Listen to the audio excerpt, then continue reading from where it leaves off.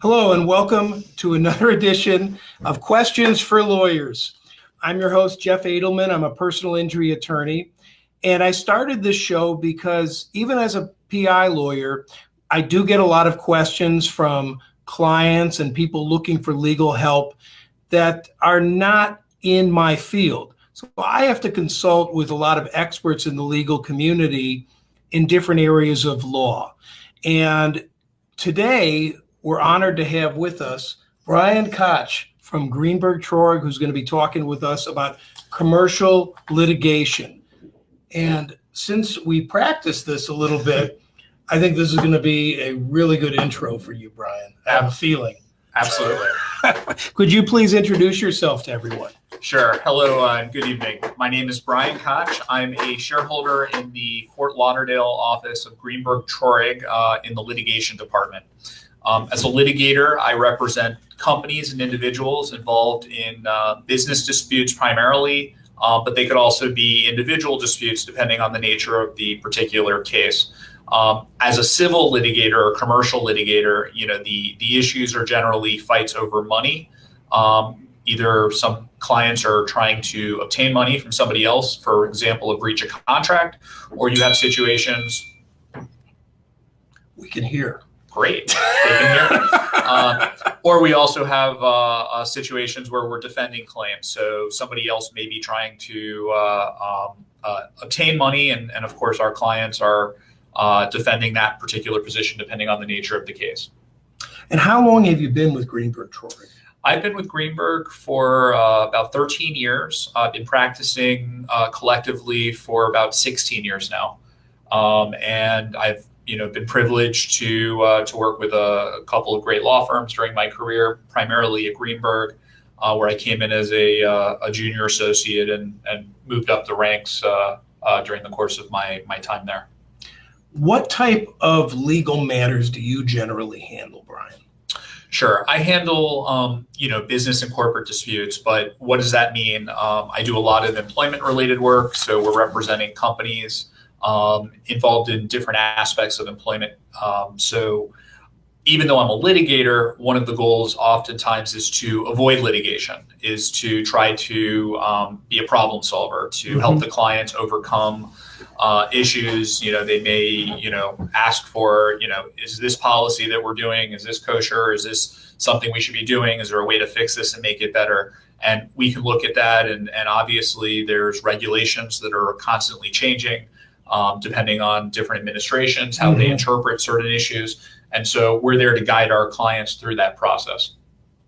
Well, I know that you and I have been talking about doing this show for a while, and you were waiting for something to be done. You just got out of a 3-week trial. Yes. Okay.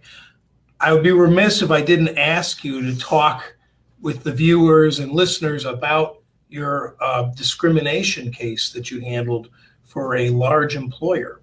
Can you tell us a little bit about that? I can. Okay.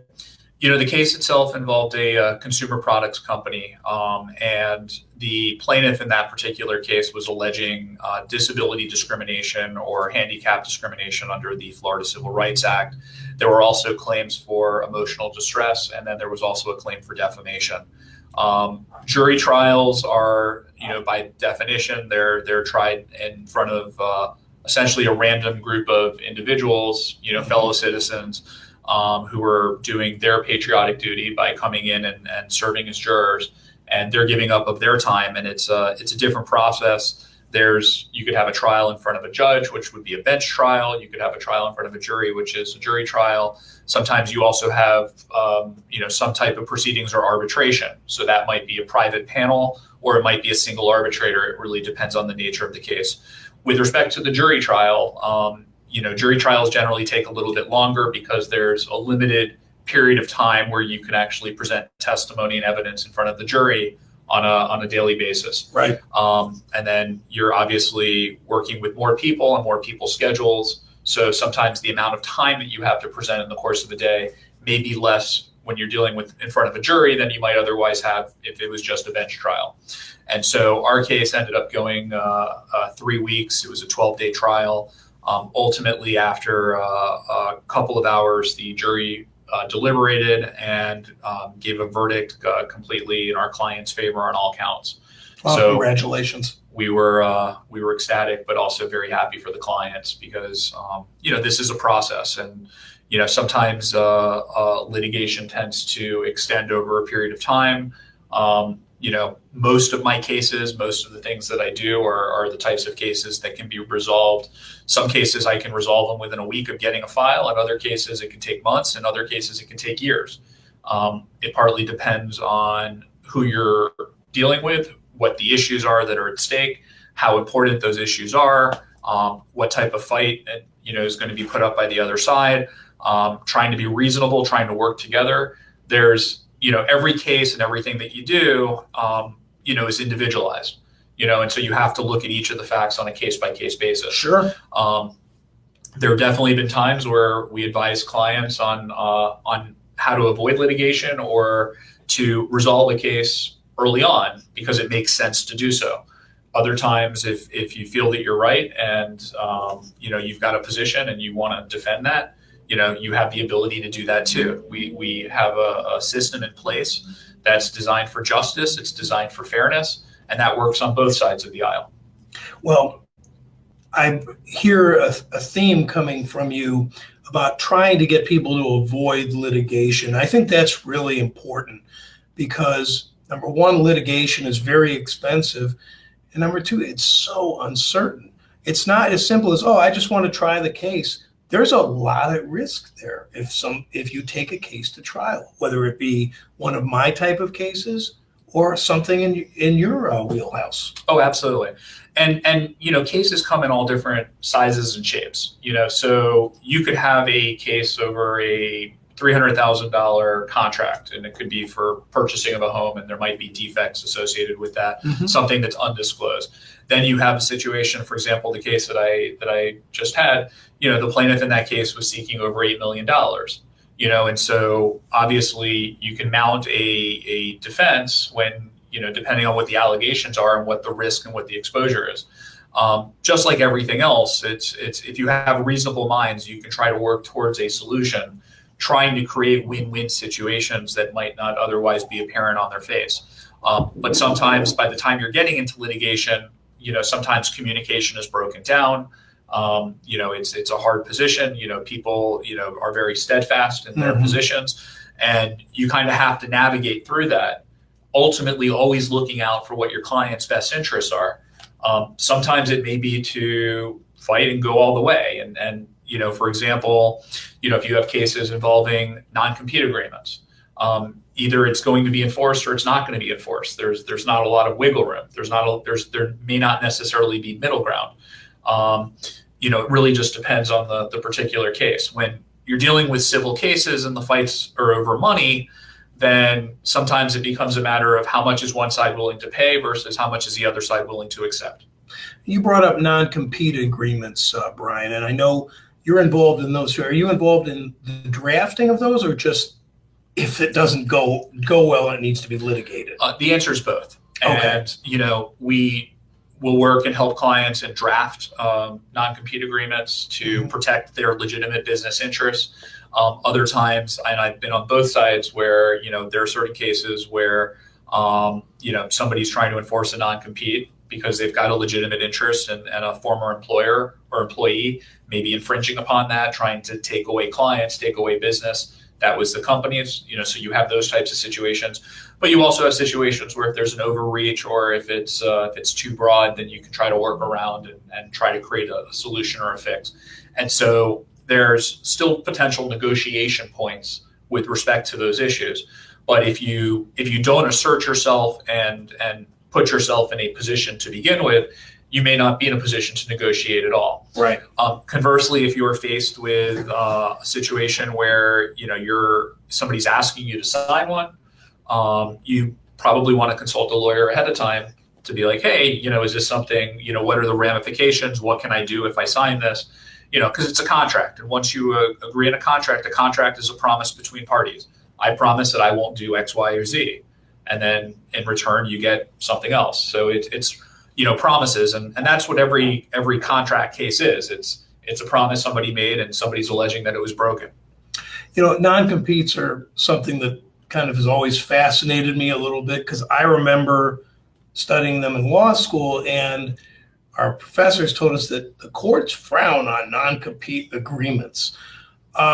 Is that still the case, that they don't really like them in your experience? Well, Jeff, on that one, it depends on where you live. And what about, we're in Florida? We are Broward in Florida. County, Palm Beach County. Absolutely. So just to give a global view, if you're in New York or if you're in California, those are two states that are anti-non-competes, and with very limited exceptions, most of them are oftentimes not enforceable, unless you've got very specific targeted issues, and then even then, I know California has general broad policies against them. In a case like Florida is one of the most pro-employer states in the country, meaning that there's a particular statute that governs these that essentially presumes that in certain circumstances, if you have a non-compete that's 2 years or less for business purposes where you're trying to protect your interests, generally there's a presumption that will be valid, as opposed to if it's over a certain period of time, that it may be presumed to be invalid. And just because the law has presumptions doesn't mean that you can't overcome those presumptions. Sure. But it makes it that much harder. And so there's general guidelines that, when you work in this industry and you have this type of understanding, that certain types of agreements will be enforced and others won't be. Well, I guess the key word is reasonable. I guess reasonable depends on what state you're in too. In the non-compete agreements that you have drafted, can you give us an example of something that you've drafted that's been deemed reasonable and something you've seen that's been struck down? You don't have to give any names or anything like that, but just to give us an idea where somebody, for example, who is a mailman can't be told that he can't go and sell cell phones or something like that. Right. There has to be some type of link, doesn't there? Sure. I'll give an example of a case that I actually had last year. We represented a sizable real estate company, here in South Florida, but they happened to have a subsidiary that specifically focused on real estate for a specific community. In this case, it was Kings Point up in West Palm Beach and that area. And so in that particular case, they had a former agent who had been on site in the office, who had worked on site with the Kings Point Signature office, who got training, got many leads, years and years and years worth of experience, just because she happened to be able to take advantage of the resources that our client had to offer. In that particular case, the non-compete agreement was upheld. We had an injunction hearing. After a 2-day hearing, the non-compete agreement was upheld. And then, of course, when the other side appealed, the injunction was upheld by the 4th District Court of Appeal. So that's an example of a case where it wasn't limiting it to say you can't sell any real estate anywhere, but it was saying you can't sell in this particular area because this is my specialized community. This is the area where where we have our bread and butter. This is our area. And that particular client was dedicated specifically to that area. And that makes sense. Absolutely. That makes sense. Absolutely. An example of a non-compete that was ultimately held not enforceable, if you saw it in the news a couple of years ago, there's a time when Jimmy John's said that all of its sandwich makers were held to non-competes, where because Jimmy John's is freaky fast in how they make their sandwiches, that somehow was a patented, or that was a process by which every person who then made sandwiches for Jimmy John wasn't going to be allowed to go work for Subway or go work for another Quiznos or whoever a competitor was. Ultimately, that was challenged, and I believe the news stories kind of indicated that it was not upheld. Now, that's obviously not to say that maybe there might not be other situations, but that's an example of somebody who's making sandwiches can go make sandwiches for any other sandwich shop. That's not necessarily. So you can go from freaky fast to sandwich artist whenever you want to. Pronto and Primos and everything in between. I've eaten at all of them. So, good stuff. Well, you also, Brian, you're involved in, you mentioned some real estate litigation. What type of cases do you find that you are commonly litigating, if you could? Sure, I'll give more general examples, but oftentimes you may just have a purchase and sale agreement for a particular piece of property, and then something happens, and either the sale is delayed, it doesn't go forward, then somebody's threatening to say, no, we're going to keep the security deposit, or we want you to make these changes. So you sometimes have those types of issues. You may also have issues where real estate may be involved in a deal, but it might be a family trust agreement, and then you're having a dispute over that, or you've got a limited liability company, and you've got two individuals that are they were once upon a time they were best friends. They think that they're going to be in business together forever and never have any concerns or have any worries, and then you end up with the corporate divorce, where all of a sudden the sides can't agree and they didn't necessarily create an exit plan. What do you do? And those types of situations are difficult to deal with, because you could have resolved many of those issues by upfront having some type of operating agreement that the parties had agreed upon. And sometimes those are difficult questions and people don't want to face them. But by facing them, you can avoid a lot more potential issues on the back end. But as far as real estate transactions themselves, I've been involved in some title insurance cases. We represented the attorney's title insurance fund in a case a few years ago, where a prospective purchaser who ultimately didn't close on a property was trying to claim that the title insurer was somehow responsible and that they lost $35 million in profits associated with the transaction. I will tell you on that one, it took a little bit of time, but we finally got a summary judgment. And that, of course, was also upheld by the second DCA. That happened to be a case that was pending in the Fort Myers area. And then I went up to Lakeland and actually argued the appeal for that.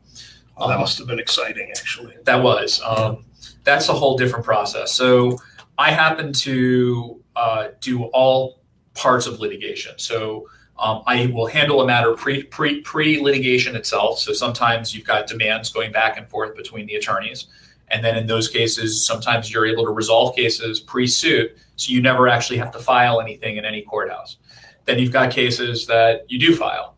Some of those cases, you might go to an early mediation, which is when the parties go with an independent, neutral third party who's trying to assist the parties in coming up with a solution that everybody can live with.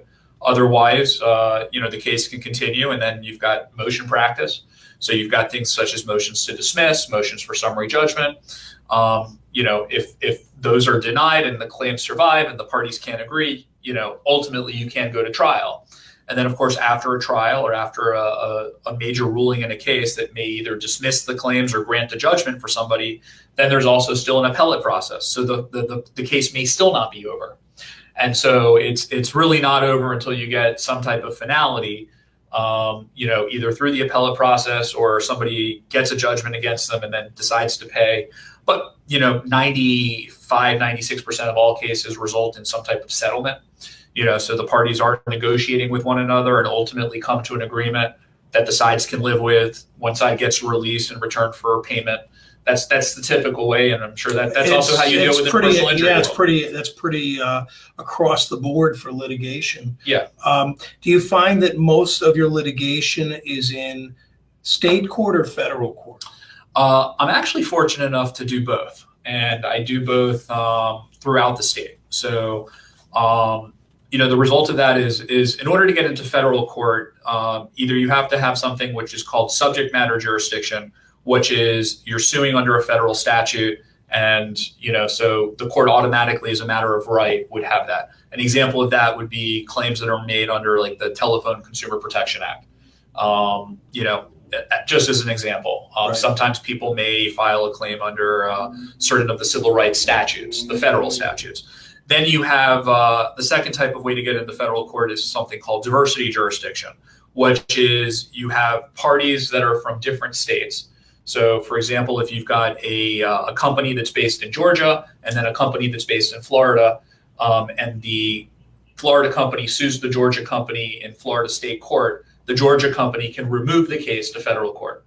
And there's different nuances and there's different things that go into that. So what that means essentially is if you file in one jurisdiction and the plaintiff or whatever party tries to move it to another jurisdiction, you're not thrown out. You can continue on with the case. Right. The jurisdiction is a huge thing in the law, especially on the civil side. We could talk for hours about jurisdictional type issues, but the crux of it is that jurisdiction is where you're going to ultimately have the case heard.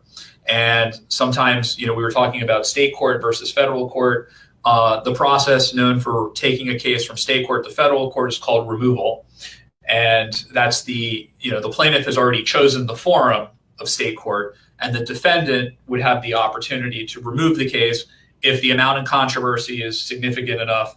The current threshold to get into federal court is $75,000 to do that. Otherwise, if you have two companies from Florida, for example, that are fighting over money, that's going to always stay in state court because there is diversity, and so the federal courts would not have jurisdiction over that.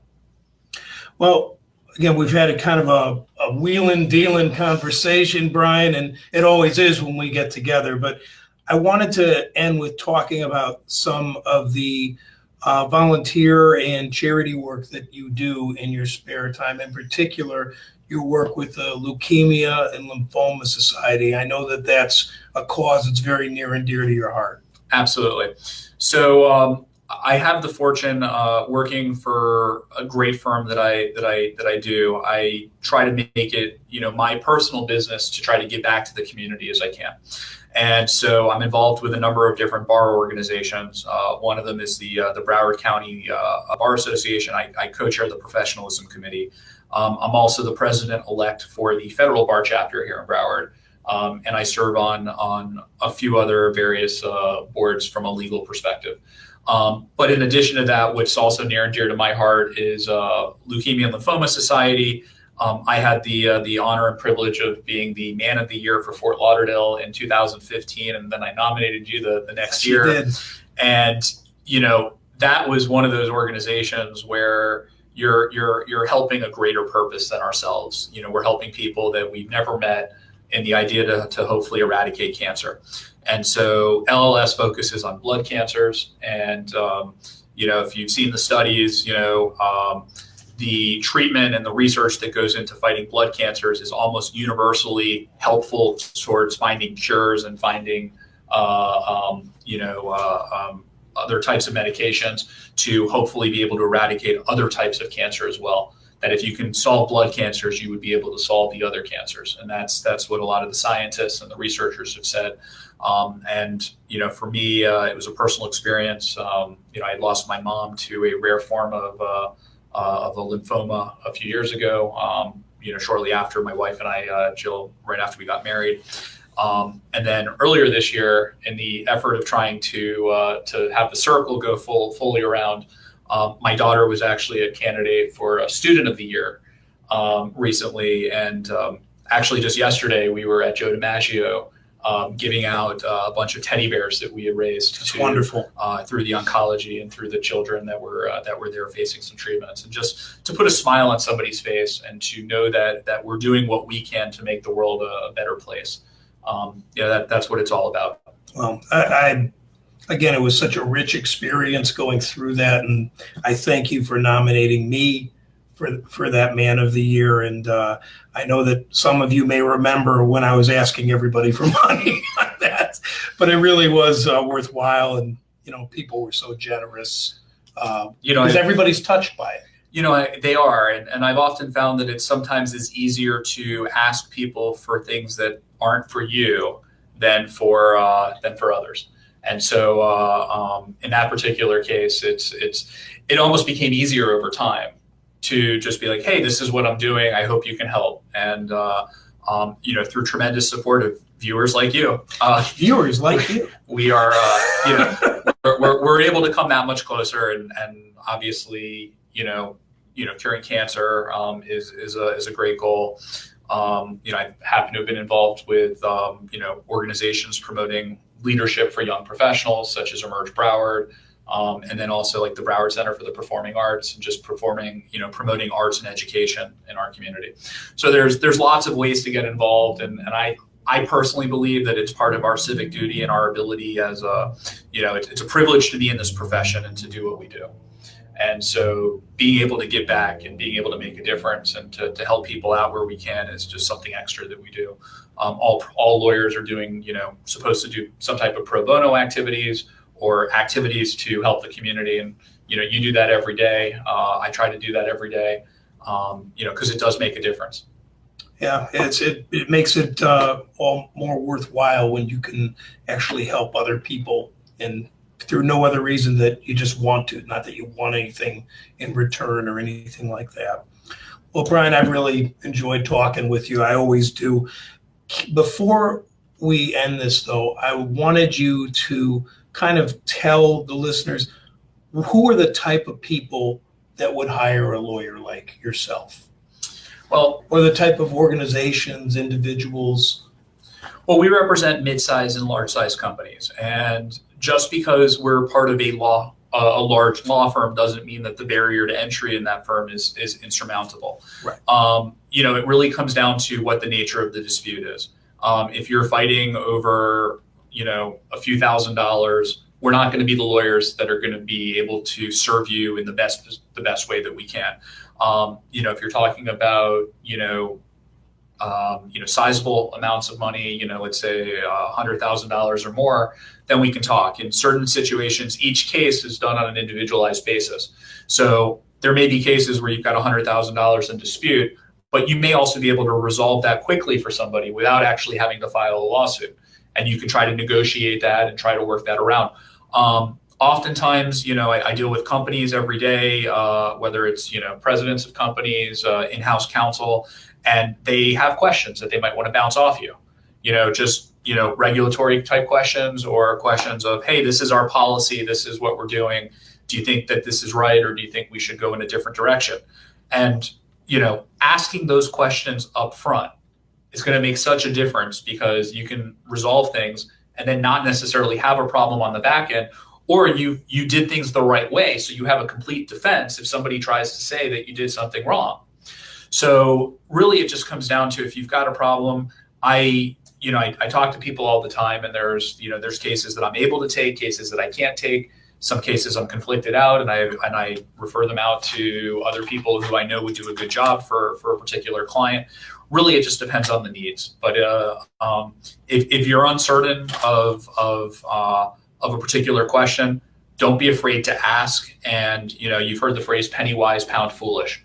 That example comes up all the time. I had one client who needed an operating agreement for his company. He's like, it's a friend of mine. It's like, it doesn't have to be too formal, but we made it a formalized agreement. And then when he broke up with the other guy who he was involved in business with, he already had a plan in place. So he had the solution. It didn't cost him anything on the back end. All he had to do was say, here's what our agreement says, this is what we're doing. But if you have the situation where you don't have that agreement, you haven't taken the necessary steps, you don't have those protections in place, you could be lost. And then you could be in protracted litigation, because then both sides might become steadfast in how they handle things. So really it just comes down to, it doesn't hurt to consult. You may not necessarily hire, but if you consult and you have a general understanding of the direction of where this may or may not go, that's the best thing you can do. And I'm there to try to be a quarterback for my clients, trying to get them through the process, explaining things from the start to the finish.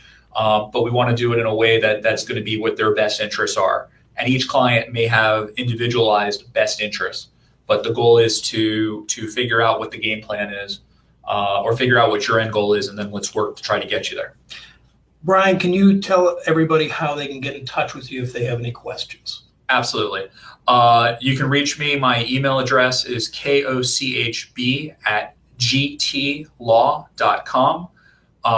And I'm also willing, you see it on my bio, so or if, on my signature block, so you could always reach me. My cell phone is 954-551-9993. And pretty much as an attorney, we live in a 24/7 cycle. There's always things that are coming up. Luckily, I don't have phones ringing off the hook in the middle of the weekend for hey, somebody got arrested, they need to get out of jail.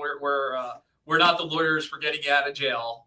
We're the lawyers for keeping you out to begin with, so that the feds don't come after you at all. That's a perfect segue, because our next show is May 8th. I'm going to have my friend Matthew Konecki, who's a criminal defense attorney. He'll help you get out of jail. So that's a perfect segue, Brian. You walked right into it. Perfect. So I appreciate that. Well, thank you, Jeff. Thank you so much for hosting and for having me here tonight. It's been a pleasure and a privilege. Always good to see you, Brian. Thank you, everybody, for watching, listening. Again, May 8th, Matthew Konecki will be talking about criminal defense, and I'm really looking forward to that one. There might be some wrestling puns in there, here and there. Matt and I are big wrestling geeks. Take care, everyone. Have a good night.